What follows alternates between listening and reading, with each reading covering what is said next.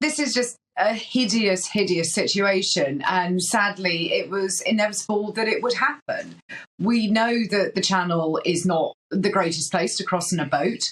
But sadly, the traffickers, and I think you're quite right, that our vitriol needs to be at the organised crime gangs and the people traffickers who are selling this as the dream to people whose lives are in danger.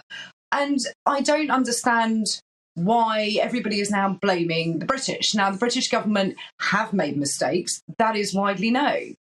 But the French need to play their part in this.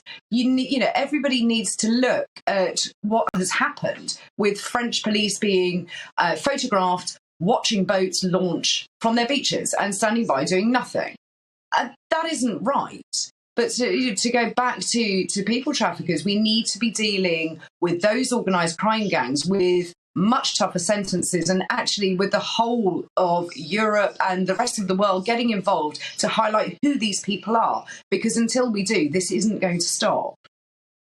I'm just reading, Claire, some of the tweets from the NGOs who, I want to be careful about what I say here, because, I mean, these are people who work for these NGOs and charities who feel and care deeply about the cause that they've been drawn to. A lot of these jobs don't pay particularly well. They just feel very strongly that a Western developed nation ought to be as welcoming to people who may be asylum seekers or legitimate asylum seekers as they possibly can.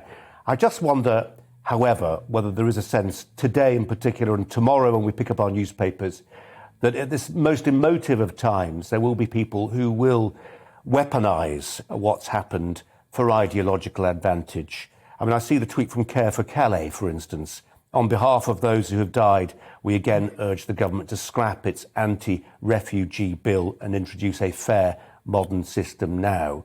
I mean, apart from the fact that these are campaigners who are speaking on behalf of those who have died, which is quite a leap, they're also describing the government's borders bill as an anti-refugee bill. And I dare say you would say it's not. It's something that actually seeks to recognise genuine asylum seekers where they exist. Well, that's right. And, I think we need to step back a little bit and work out who are legitimate asylum seekers. The problems that we have is when people turn up at our shores, they don't have documentation.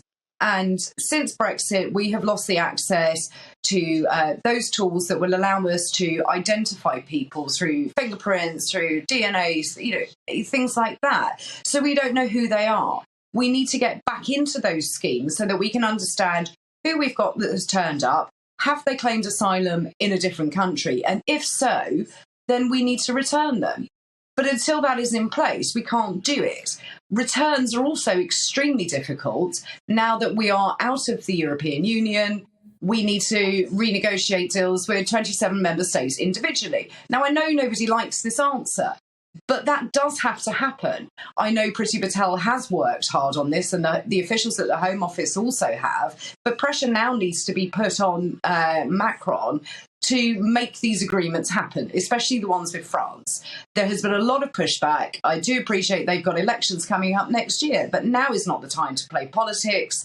When you see things like this that have happened, 5 women and a small girl have died. I think the French need to take some responsibility.